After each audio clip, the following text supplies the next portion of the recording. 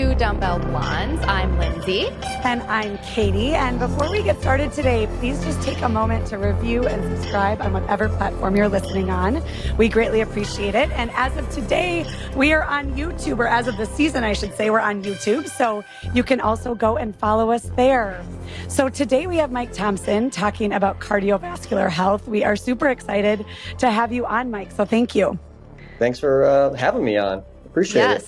So last season, you guys know Katie and I are very big on strength training. We hit on that a lot, but that's not to say that cardiovascular health isn't equally as important. So today we have one of my favorite subject matter experts on this about all things that get your heart pumping. And before we get started and I hand it over to you, Mike, I want you to know you are officially the first male guest on our podcast. You are. That is a big deal. I saw that. That's awesome. I was wondering.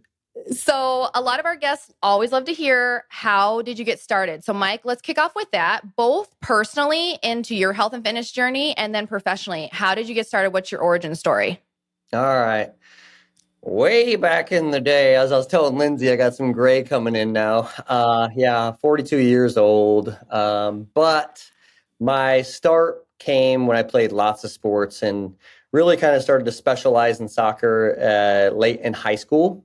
Ended up playing Division II soccer, went away from home, transferred to Michigan State, played club for a year, walked on to the varsity squad. And I think that there's a lot to be said about my walk-on was, I think, a result of my hard work and my fitness. So I actually won the 2-mile test, which was a 10:50, and that was just me being soccer fit.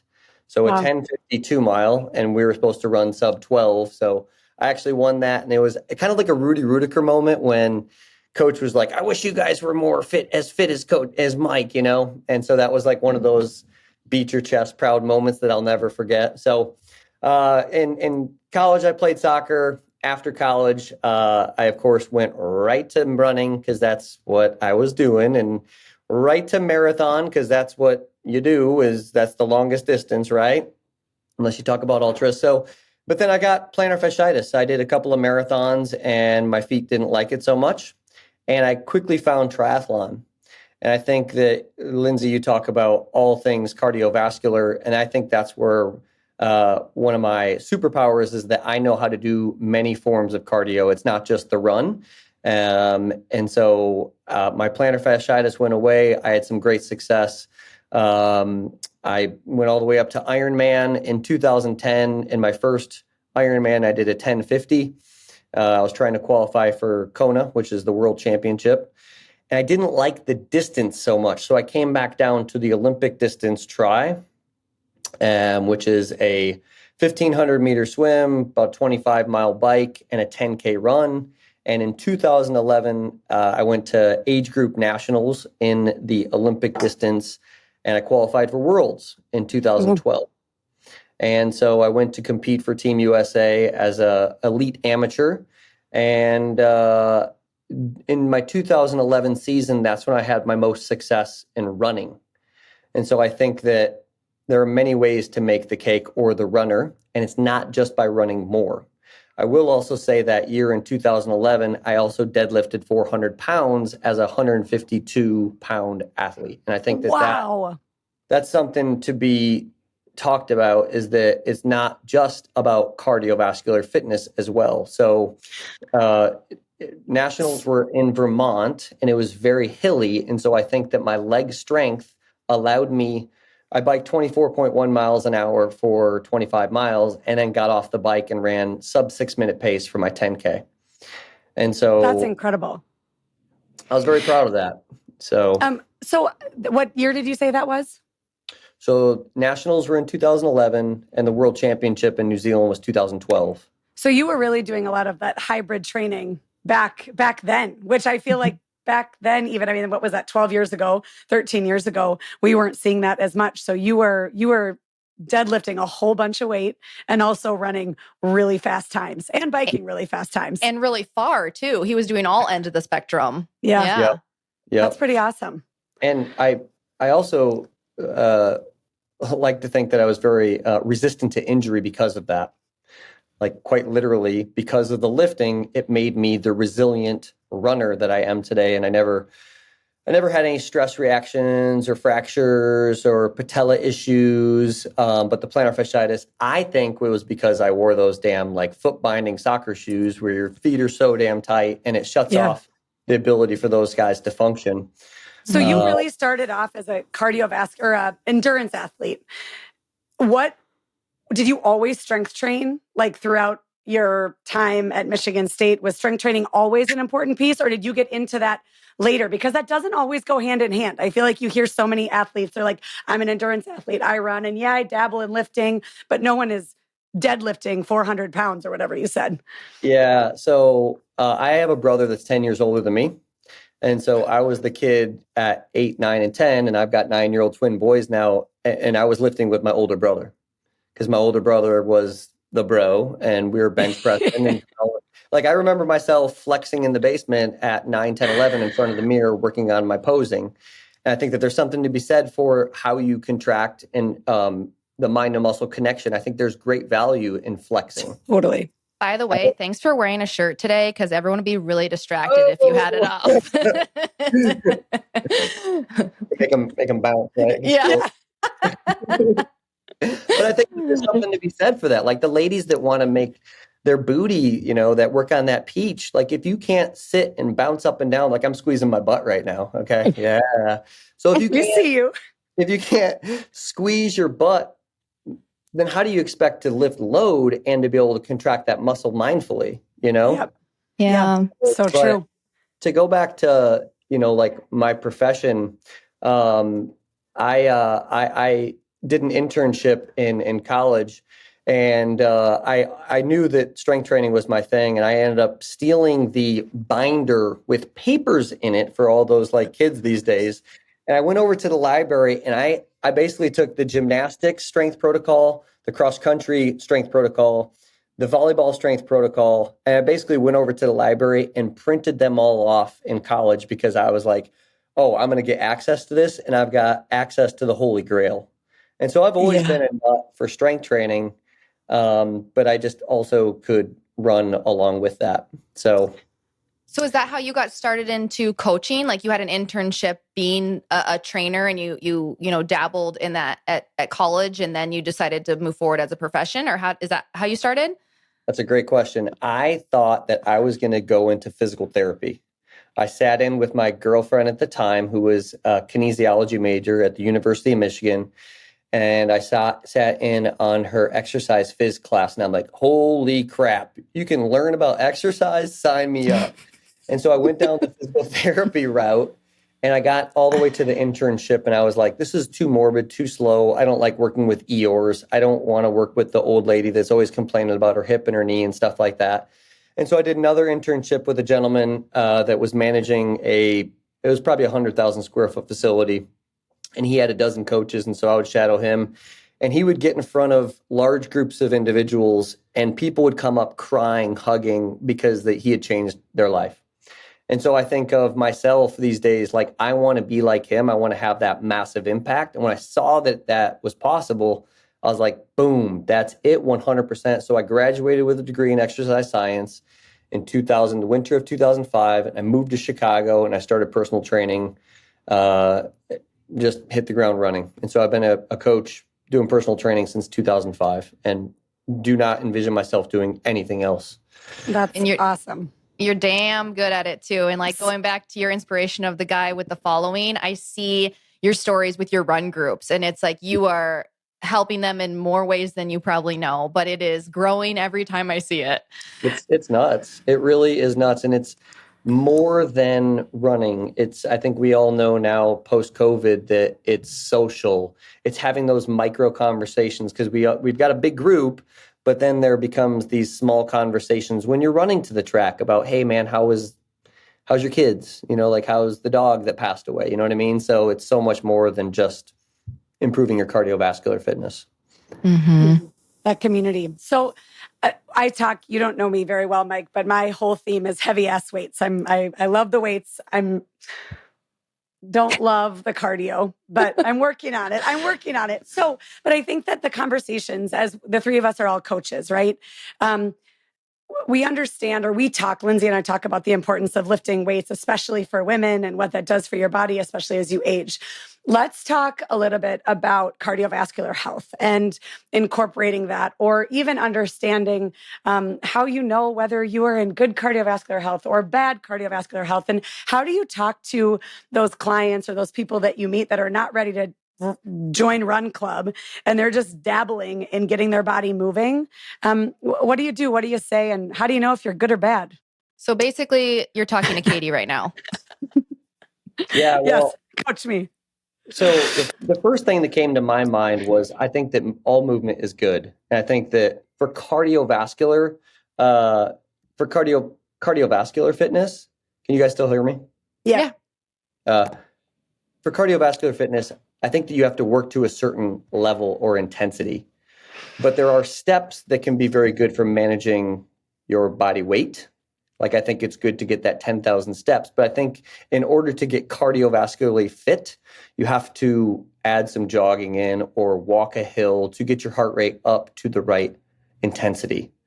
And so for you, I would say what first interests you, because maybe it's not running. Like I respect people who don't want to come out and run, but maybe it's the stair stepper. Maybe you're a stair stepper queen, or maybe you love biking, or maybe you love rucking, or, because maybe the ruck will get your heart rate up to the appropriate level that walking will not. So I think first, as a coach, I like to identify what do you enjoy, because then you'll actually do it repeatedly. Yeah. But that's the first thing. And so I say, look, there's a lift, so I make a list of things, and it's kind of like, what piques your interest? Is it rowing? Is it rollerblading? I don't know, roller skating? Who knows? You know what I mean? Yeah. So I think that's the first thing. What piques your interest first? And then it's get the intensity at an appropriately easy intensity. And we use easy. I like to identify easy for my newbies as, can you do it while breathing in and out of your nose only? And if you go to the point where you're needing to open up your mouth, you're going a little bit too hard. And so first, you start with easy work, then you add frequency on top of that. So if it's like, okay, let's say you're going to be a runner. Let's get you doing 20 to 30-minute runs done as a 2-minute run, 1-minute walk for 15 times.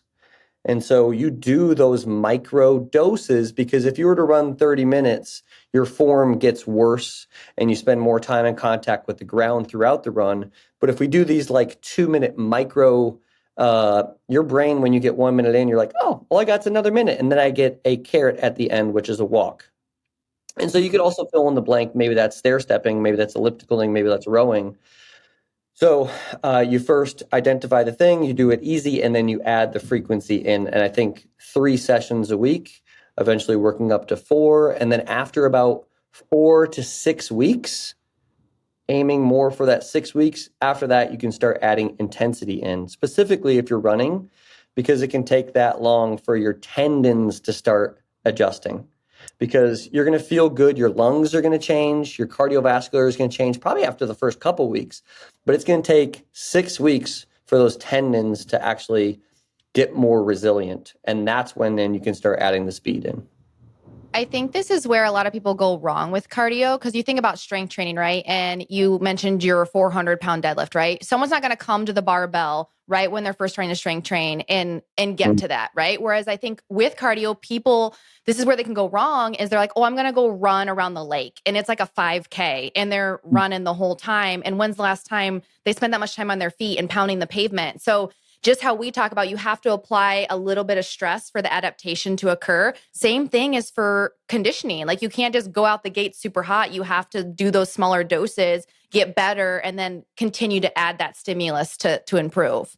Well, like we always talk about, for everything, it's about the consistency and it's about the journey. And oftentimes we're like, I got to run a 5K in a month or in a couple of weeks. And so they just go right out. This isn't about today. It's about where you want to be in 6 months, 12 months, 3 years. So when I was competing very intensely, so I was actually trying to go pro in triathlon in 2010, 11, and 12. And I wasn't the best swimmer, but I ended up hiring a coach at the Olympic Training Center. Okay. So I pursued like the best coach. Like I wanted to be the best. So I pursued the best coaches. And my coach would sit me down and we would talk in terms of years. And I think I always like to say that story because oftentimes it's hard to have that conversation with a client to talk to them about the next month. Right. And so when my coach would say, look, you made this improvement in these 6 weeks, you're going the right direction. You're making improvement. Think of what it could be if we did this ongoing for years and years. I actually saw that compounding effect. yes, a young lady, I think she won the gold in the 800, and she's from England. And it showed her last 4 or 5 years of her 800 times. And I think she was like a 12-12 when she was like a junior in high school. And then a senior in high school, she was like a 12-05. And then she was in college, it was like a 159. And then when, the next year it was like a 157, 150. I'm making these numbers up, but it's, kind of chipping away. And you don't think about what's happening long term. And now she freaking won a gold medal. And I don't remember exactly what she ran, but she kept chipping away and she kept making progress. And that's when I talk to my athletes, like, don't compare yourself to the other ladies or guys in the room. If you're making progress, you're going the right direction. Yeah. So, and I think Kadi kind of hit on, where do we start? And you kind of talked through, find something you like, and then, start small and keep adding. But I feel like a lot of people come out and they're like, how long should I go? What should my heart rate be? Like, how do I know my VO2 max? What's zone 2? Like, there's all these buzzwords and things when it comes to cardio. What do you feel like is like, here's the important things, here's what's to focus on? So, it's a loaded question. Yeah. Yeah. Boom, boom. I mean, certainly the intensity, certainly the frequency, making sure that your form doesn't deteriorate, because I just had a conversation this morning. If an athlete gets injured, then athlete is not making progress. I think after 6 weeks, you could start adding intensity in. And I think that doing time trials for not just athletes, I like to use the word athlete. I think everybody is some sort of athlete, right? Well, if you're a runner, let's talk about that. I like to do some sort of, and Lindsay probably knows this, I like to do a 1 mile test. Unless that test is over like 10 to 12 minutes, then we'll have them do a 6-minute test to assess their speed. And so then when they're running speed workouts, whether it be on a treadmill or a track or on the trail, they're doing it based off the time trial that they did. So it's not based off an arbitrary number. It's based off where they're at. And then they do something that's longer. And generally, I recommend a 5K or a 20-minute test unless the 5K. So I generally recommend a 5K unless they're going to run it beyond 30 minutes. Okay. And then you can give them their tempo paces based off that 5K. And so I think that, after 4 to 6 weeks of easy running based off doing nasal breathing, and then you can start incorporating time trials, because they can then run hard without increasing the risk of injury. And then they're actually training. Then they're actually putting numbers in. So let's say, for example, you do a 6-minute time trial where you run as far and as fast as you can for 6 minutes. Okay. And picture yourself up in Minnesota, Lindsay, running that on some sort of trail. And you want to test in the environment in which you're going to be training. So don't go outside and do it on a track if you're going to be a treadmill runner. Do it on a treadmill if you're going to be a treadmill runner, okay? And so your first workout might be do 8 times 1 minute at your 6-minute time trial pace or your 1 mile pace with a 2-minute walk, okay? Not faster than that 6-minute or 1 mile, but at. And what happens is you're putting these, I think about it in terms of lifting, you're kind of getting these micro high quality reps without the form starting to deteriorate. So if you were to try to do that and repeat that 6-minute effort every week, then you're just risking injury because form is going to tend to deteriorate. Mike, it's so funny because we talk about form. I mean, that's when people are lifting. Check my form. Make sure I'm doing this squat right. We always talk about form when it comes to strength training. You rarely hear form when it comes to cardiovascular, any sort of cardio. Like people just go out and run. They're like, I'm just going to go for a run. Nobody thinks like maybe the way that I'm running right now is actually detrimental to my long-term health. Or for me, one reason I think that cardio has become something I don't love is because I used to be on a spin bike all the time. And I had injuries and it didn't feel good. But when you think back to the intensity at which I was going, even though I did it all the time, my form is probably what allowed me to have those aches and pains. So form, you keep talking about making sure your form stays intact as you increase that intensity, just so important. And I think it's important for our listeners to think about. It's not about the duration or like going out for a 10-mile run right off the bat. Do it correctly and do it in shorter stints, like you were just explaining.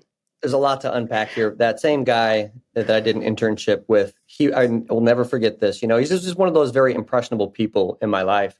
He would have his clients, and he tended to work with older populations. He would have them drink out of the water fountain with perfect form, as if they're deadlifting or squatting. And so they would like go down with their shoulders back. I think that that's so important. Think about if you're like washing the dishes or if you're doing gardening and you got like terrible posture, and then you stand up and pull your back picking up a pencil. Right. You know what I mean? Right. I think that that's so important. But like in terms of like, I talk about running form almost every day. Like I just had an assessment with a young lady. I got her on the treadmill. And one of the things that I do to assess run form first is look at cadence. That's one of the first things. So this young lady was striking the ground 165 times per minute. And I like to get my athletes up to a 180. And if you can envision, this is 165. It's a lot of vertical rise. This is her head or hip, okay, when she's running. And let's say that that's 1.8 times body weight. Where if I can get her to 180, that's 1.65 or 1.7 times thousands of foot strikes. That's going to reduce the amount of load that is going through her feet, shins, knees, and hips. And so oftentimes the form gets improved with running by improving your cadence, because if you strike out in front of yourself with a cadence of 165, by increasing your cadence, you pull back where you strike just a little bit and you get your butt engaged in the movement more. So I always I look at shin angles, kind of like a box squat versus a regular squat. And a box squat, the shin angle is more vertical, right?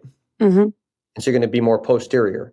Yep. And so by striking out in front of yourself, your shin angle is kind of like that, versus more like a box squat. You get your butt involved at weight bearing when running sooner. Mm-hmm. And that is running, you always think is a more quad dominant exercise. But you're saying that if you can correct your form and increase your cadence, it can be probably more equal or more posterior. There's just a lot of things that get cleaned up when you first improve your cadence. Like if you improve your cadence, this, and this also tend to get cleaned up. So how do our listeners improve their cadence without going through an assessment? Is there a way that they can understand what their cadence is? Like, is there an app? There's a metronome. You can count. They can put on a 165 beat song. So there's no way. They have to come to Kansas and visit me and do a Got it. Yeah. He offers virtual too, guys. Yeah.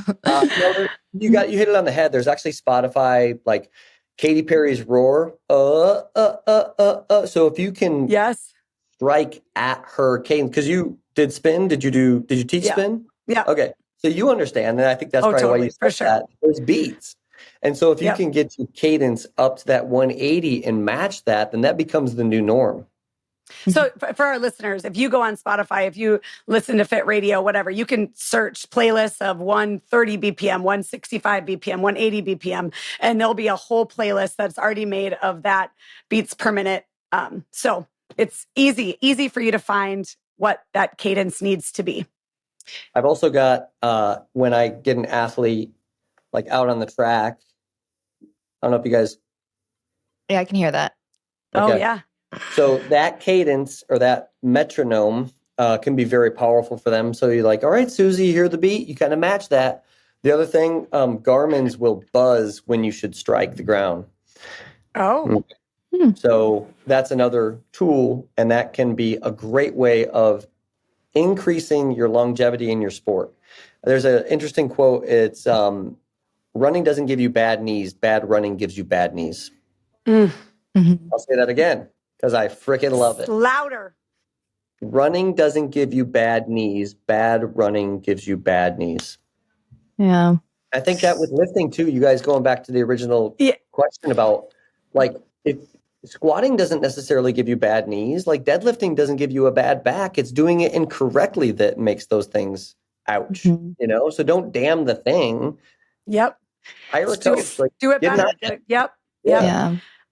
So you just put a quote out there, and I'm gonna hit you with one and see how you respond to it. So I think traditional cardio, when we think of, you're going for a certain time or certain duration, is coming more back into our industry.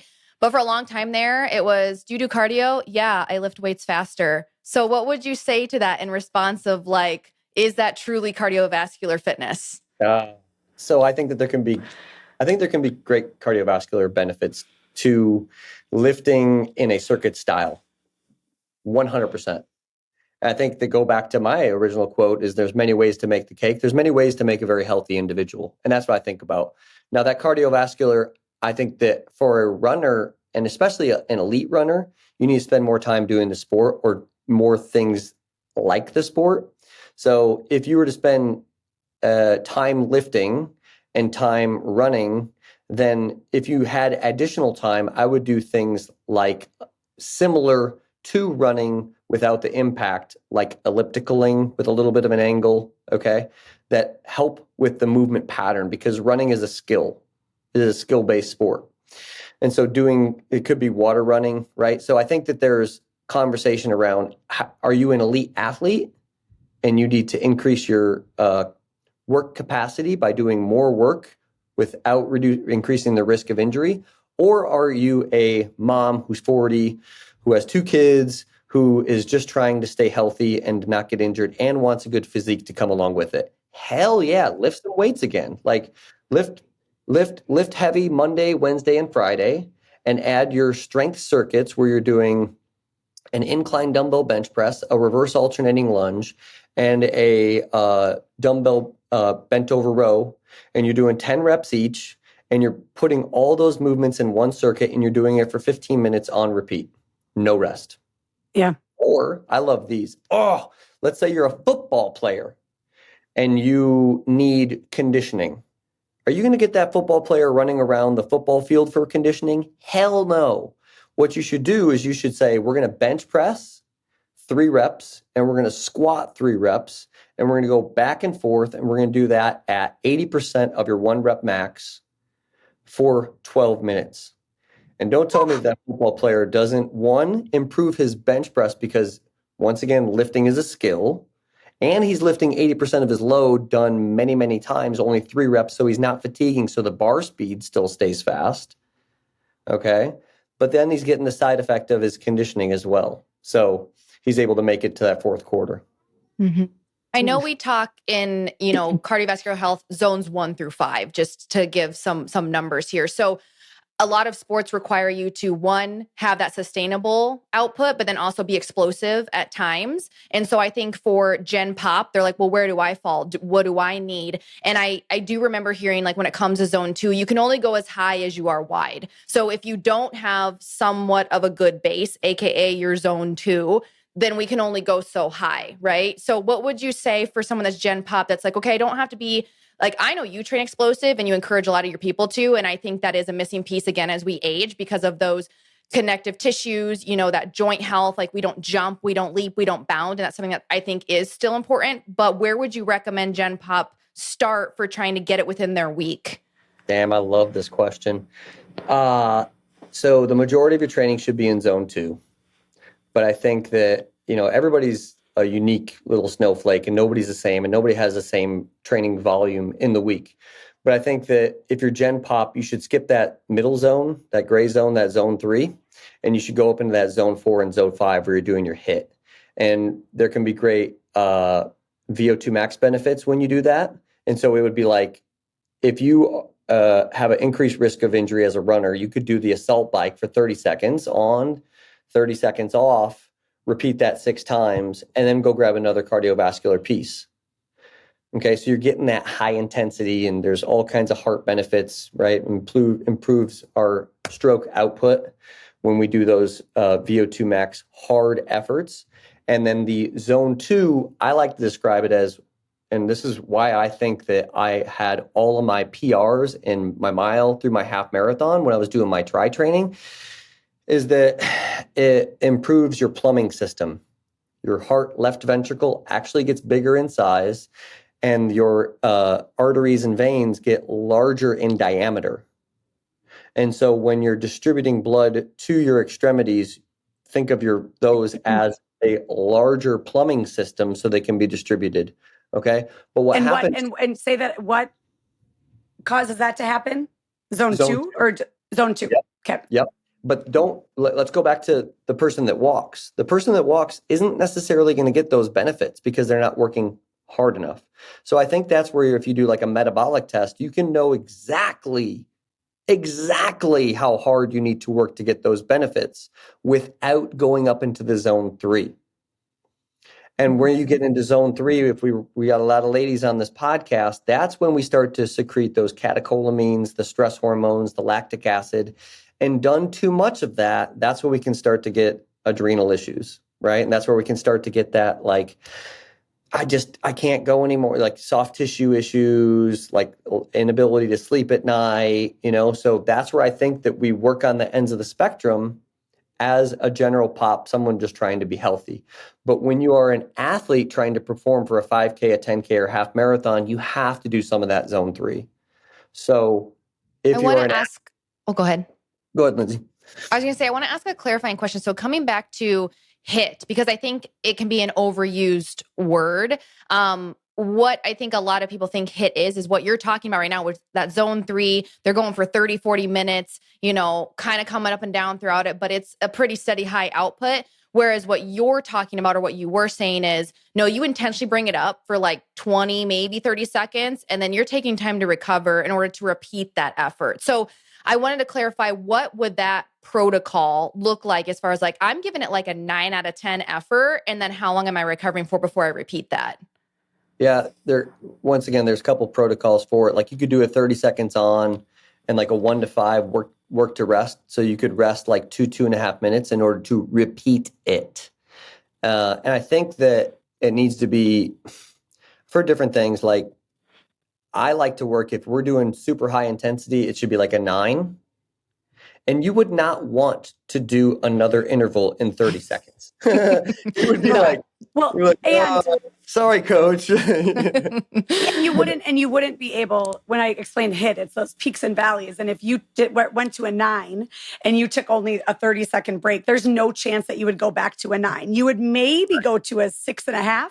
And then if you took maybe you would go back to a 4. So you have to, like, what did you say? 4 to 5 ratio? 1 to 5. 1 to 5 ratio. 1 to 4, 1 to 5 ratio. Okay. Yeah. Yep. You could also think about it like on a track, if you were to do a 200, and if you were to do that 200 in 35, 40 seconds, I would not want to do another one very, very fast in 60 seconds. Like, I would probably still be hands on my knees in the corner of the track trying to catch my breath. Mm-hmm. And so, I actually made a video this morning in the gym saying, I think one of my superpowers is understanding that when I'm doing strength training, I need to take a lot of rest in order to put out the same level of intensity or to hit the same loads. Okay. And the more strong you are and the more fast you are, the more that is required. So I think of football player in the NFL who does a squat with 600 pounds on his back. He's recruiting 60 to 70% of his muscle fibers, where Susie, who's like, oh, I heard strength training is good for my bones and my muscles. So Susie might do what she thinks is a very heavy intensity, but she's only recruiting 15 to 20%. And so there's, 1, not as much of a hormonal surge. 2, she's not recruiting as many muscle fibers. So yeah, her rest after a strength exercise might only be a minute to 75 minutes, but Homeboy in the NFL needs like 3 to 5 minutes to repeat the exercise. Well, I have to. Oh, go ahead. Oh, I was just going to say, I speak to that a lot in that if you do not need that rest, you're not lifting heavy enough. And I mean, depending on what your goals are and what you're doing, but same thing with that cardio and that hit. If you don't need that rest, you're not pushing yourself hard enough in that peak. And I think that going back to that mind body connection, like it all goes hand in hand. Like if you're just getting to the gym or just going out for a run to do the workout or to do the run because it's working out and you're going to feel good, it's so much different than having intention behind every single movement and every single rep and really allowing yourself to recover. So it's not about how quickly you can get through that workout. It's about how intentional and intense you can do the rep or the cardio or whatever that be. Yeah. Something to add on that too. I think that the person that comes into the gym in their 40s or 50s, like, good on them. Like, it's never too late. But I think boys that are 9 who are doing sport and getting kids doing movement patterns very early, it kind of ingrains those patterns and ingrains what a good hard rep is. So when they're in their 14, 15, when they start hitting like high school, they can start moving load appropriately. And then when they're in their 40s and 50s, they can lift very good. Okay. And when they're in their 60s, they can continue. It's a lifelong skill that I think we should be lifting or teaching our kids.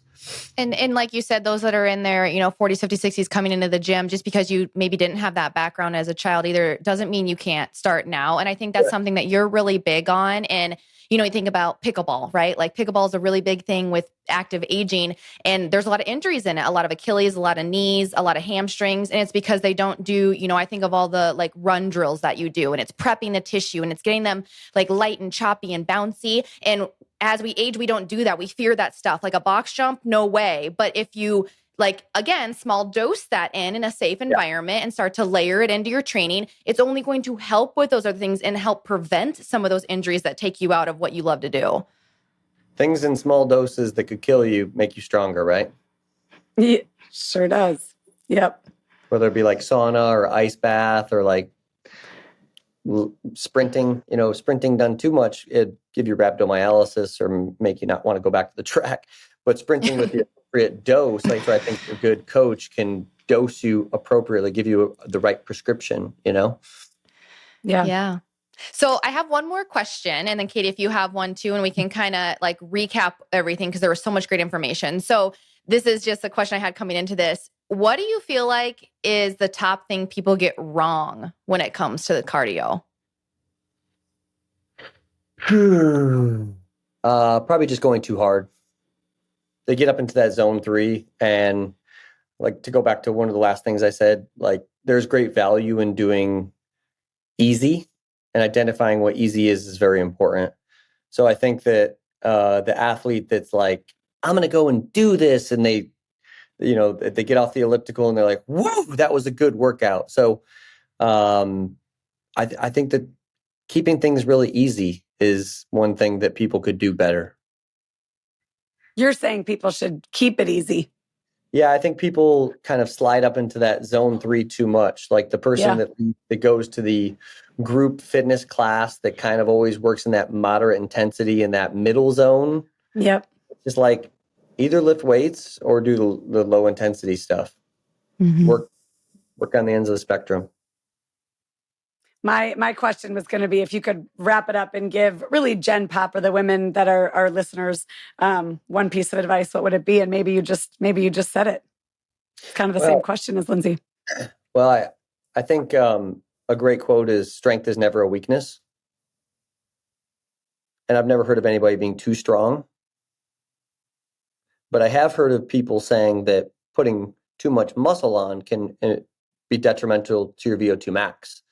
So I think understanding there's a lot of layers to that, and lifting for strength versus lifting for hypertrophy is two different things. But when it comes to the ladies hypertrophying, golly, it's tough. Like, I know Lindsay's been lifting for a long time, and just it takes a lot to get super jacked and super swole and boulder. I'm still waiting for that time. Yeah. We talked about that a lot last season. Just people, women always saying, I don't want to look like Arnold Schwarzenegger. I don't want big muscles. I'm like, all I want is big muscles, and I can't get big muscles. It's so hard to put on any sort of muscle mass. So true. So true. I like seeing those physique competitors, deadlifting 300 pounds, 350 pounds. And then you see them in their bikinis and you're like, man, look at that body is so beautiful, Like, I just think strong is beautiful. Heavy ass weights. It sure is. Yeah. And taking care of the lung and heart health as well, which is why Mike is here and what Mike is all about. So I think high level is, what is the goal? Is it performance-based? Is it aesthetics? Is it just general health? Then your tip is find what you like, because you're not going to do the things that you hate, right? Yep. And then start small but frequent. So give yourself a little bit throughout the week, sprinkle it in. And then once you're doing that 4 to 6 weeks, add a little bit more. And so you're saying you would add duration first, like after you have like the 3 days a week, consistently, you'd add a little bit more each time. So you'd start with like 30 minutes or less, then maybe go to 45 minutes, et cetera, on and on. Correct. Well, and I think this episode is one that people are going to come back and listen to, because Mike, you gave some amazing tips and some amazing programming tips of how you could set a workout for yourself and use your 1 minute or your 6 minute pace. You explained it. So listeners, go back, take notes. And he gave some incredible information and a good way to start. And yes, hiring a coach is always going to get you farther, faster, better. But to start, you just shared some really kick-ass information. So thank you. I know I've worked with Mike personally for different goals that I've had, and I've had a handful of clients that work with him for their endurance-based performance goals. So he does work virtually, and he does an amazing job at it. He has a great platform for it. So Mike, if people do want to either reach out to you to learn more about what you do or the information you shared today, or to work with you, where can they find you? Instagram is probably the easiest place. Just shoot me a DM, and then we set up a phone call, and I tell you what my services are. I have a lot of services. I coach people all over the United States and even abroad, not just in run or triathlon, but also like what we were talking about, people just trying to be healthy and using their home gym or whatever gym they have and where they live. So generally, I'm having a conversation about what do you have? What do you like?